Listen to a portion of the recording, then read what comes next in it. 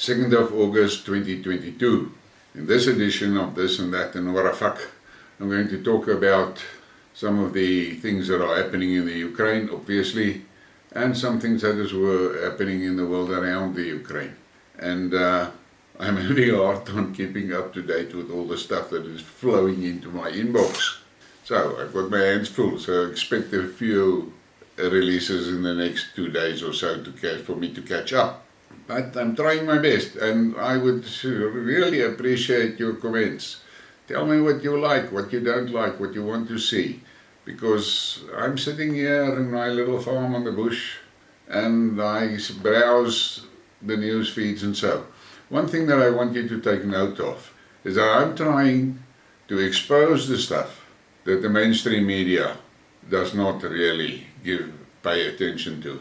But things that we all should be aware of and take note of, because all these little things form part of the big puzzle around us. So, let's go. Saudi Energy Minister meets Russia's deputy. Saudi Arabia's Energy Minister met with Russian Deputy Prime Minister Alexander Novak on Friday. The two discussed the development of the joint Saudi-Russian Committee and opportunities for further partnerships ahead of the OPEC Plus meeting scheduled for August 3. Earlier this month, the kingdom reportedly more than doubled its import of Russian oil in QT2 to feed power stations, supporting a spike in cooling demands, this freeing up its own drugs for export. Now this is important to take note of. The collective West has got this horrific sanction war against Russia, and more evidence is coming out that the rest of the world is not buying into that plan.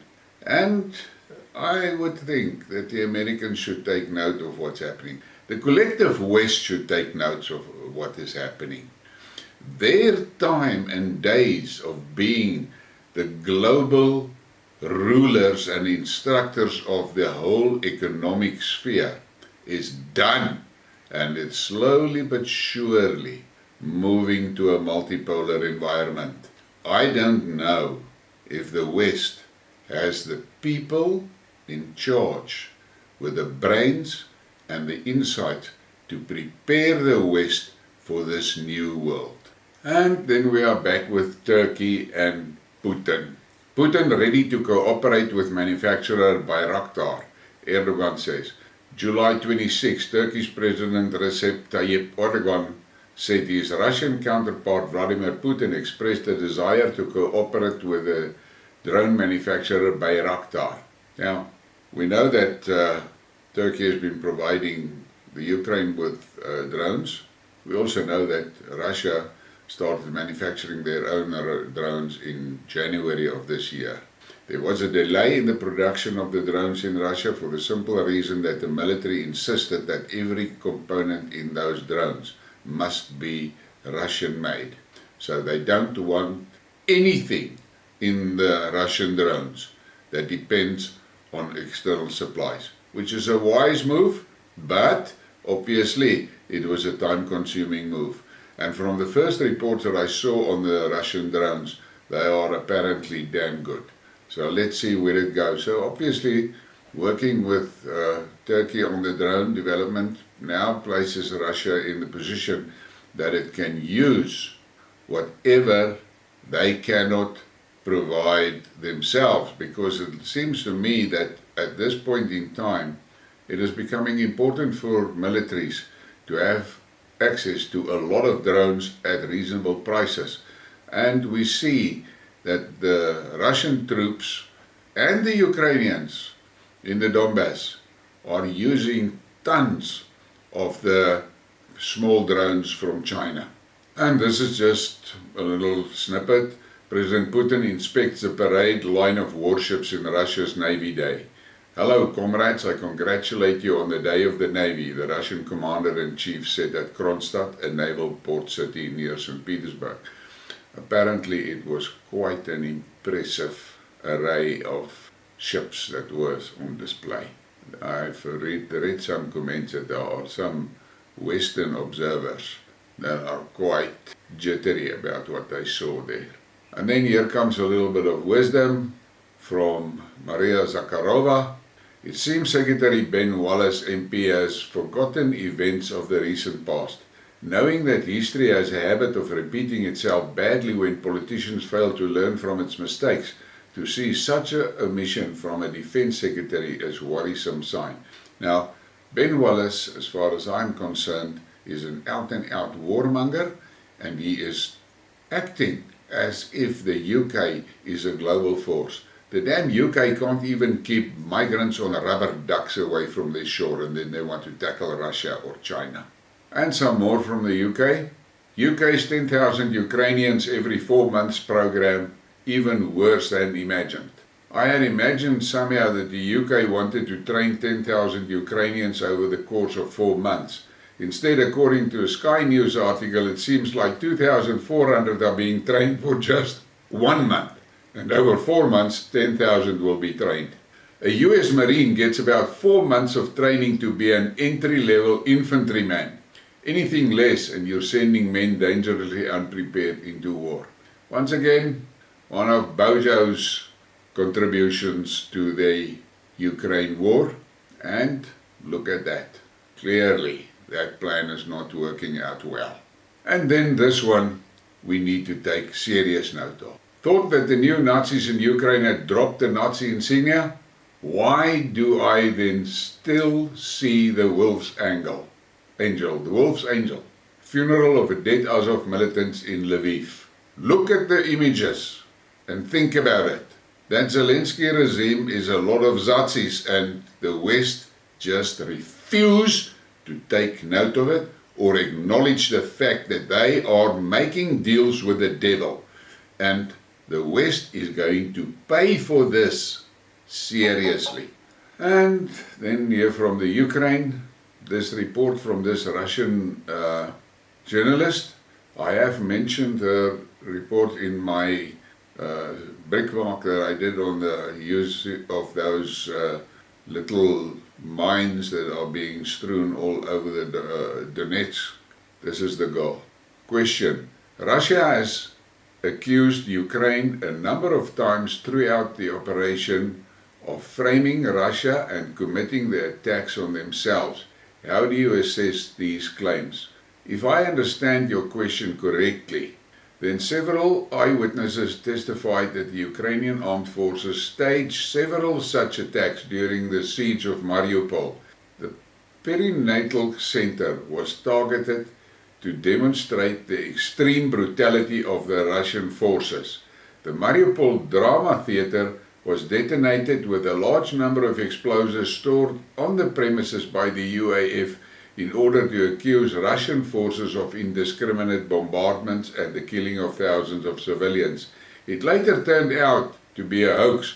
The bodies of at least 14 Ukrainian army personnel and 3 more people wearing civilian clothes were discovered in the debris, which bring the total to 17 victims of the explosion. There are testimonials from Western mercenaries about such tactics as well. And she is referencing this thing of the Ukrainians to stage these atrocities, let's call it stage these atrocities, and then blame the Russians. And the citizens that survived these things are giving testimony, and it is clear who are the real culprits. But I'm used to it. The West does not accept anything negative of their favorite boy, Zelensky. And there's another question that was asked to her. Russia claims it only targets military positions in Ukraine and limits any civilian casualties to a minimum. Do these claims align with what we have seen over the course of the operation? Answer. Numerous eyewitnesses and reporters working on the ground confirm that Russian forces do all they can to preserve civilian lives and avoid non-combatant casualties, sometimes at the higher cost of losing their own military personnel. I am used to trusting those working on the ground.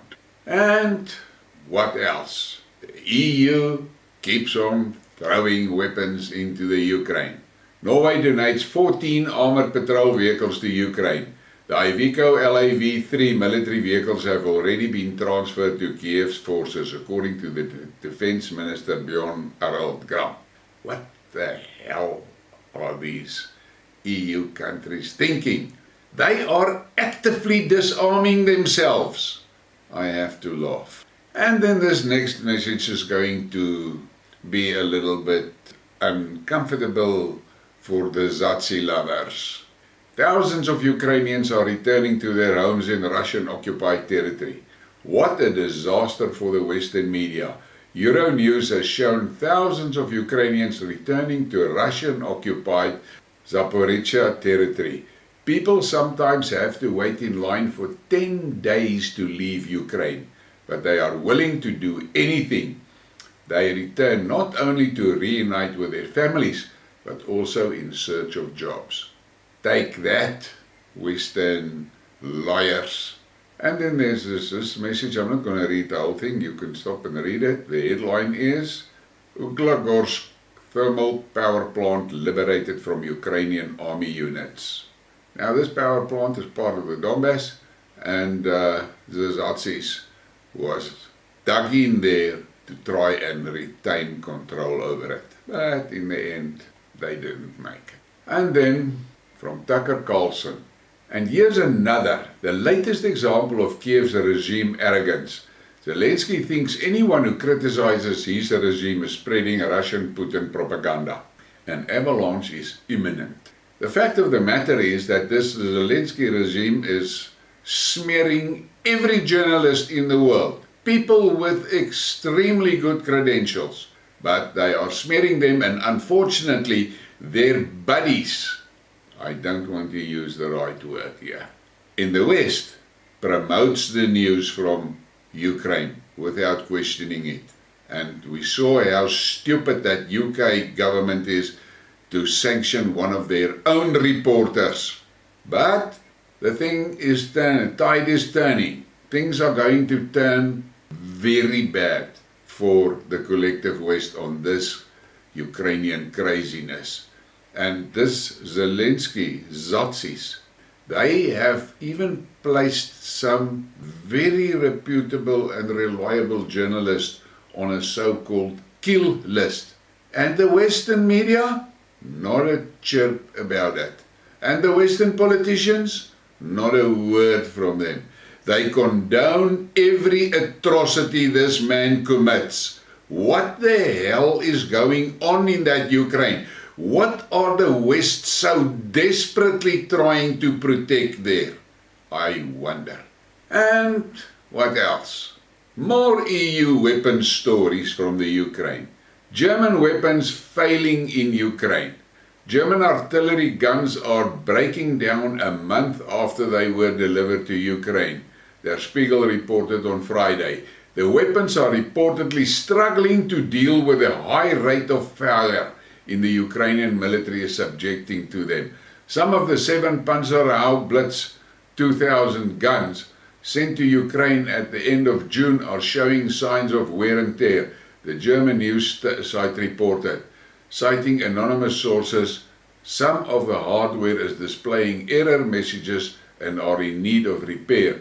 The German military believes that the problem stems from the sheer number of shells fired on a daily basis by Ukrainian forces, which is damaging the howitzer's loading mechanism. Discharging 100 rounds per day is considered high-intensity use, the report noted, adding that the Ukrainians are firing far more than this number. I really am going to just laugh. This could actually be a what a fuck post. These are the cretins that want to take the Russians on. And now this flimsy, overpriced, over-engineered war machines of theirs can't take the pace. It is actually a joke.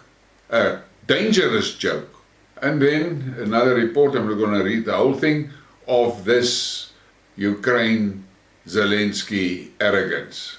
Ukraine in diplomatic spat with Belgium. Ukraine's foreign minister is refusing to allow Belgium's foreign minister to visit the country due to a trip she took in 2021 to the Crimean Peninsula, which had not been approved by Kiev. local media reported. What the hell does Kiev have to say about her visiting the Crimean Peninsula? This is the problem. Zelensky is desperate to keep everybody away from the Donbass. All the politicians stream to Kiev, and there they are paraded in front of green screens and all that type of shit to bullshit the world, and that is what the media spreads. Under no circumstances does he want to see politicians going to the Donbass and see for themselves what is happening there. Here from South Africa, my own country, the DA leader, John Steenhuisen, traipsed over to Kiev and walked around some blown up bridges and made a hell of a big story of it. I don't want to talk about that because that is one of my videos that was banned on YouTube. And then we come to another one. Listen to what this idiot says. To make this coming winter as harsh as possible for the European countries, terror must be answered. Impose sanctions. From who else? Zelensky Zazazi. He is responding here to the fact that the European Union is running into severe issues with gas, and all predictions are they are going to struggle this coming winter. And what does this idiot want? More sanctions. Shit for brains is running rampant. It seems to me it's a disease. Worse and more dangerous than the pestilence. The world should take note. And then we come to that moment. What a fuck. I have mentioned this issue previously in a previous Skidmark. Take a look at these 6 pictures. Take a good look at it, think about it, and ask yourself, like the poster said, so we're going to address this or not? Guys, there is something scary, sinister, and absolutely what a fuck happening around crazy Sleepy Joe. Look at these images. But let me relax. The West will ignore it and just carry on and go and buy their burgers and chips and drink their Coke and feel happy that they have achieved something important for the day. The reality. I said to my wife last night, I wonder, is there any guarantees that we are not actually living in the Matrix? And on that crazy note, I'm going to say cheers. Please like, subscribe, share, and thank you. I see I've broken through the 400 followers barrier on YouTube. So, thank you very much for your support and have a nice day.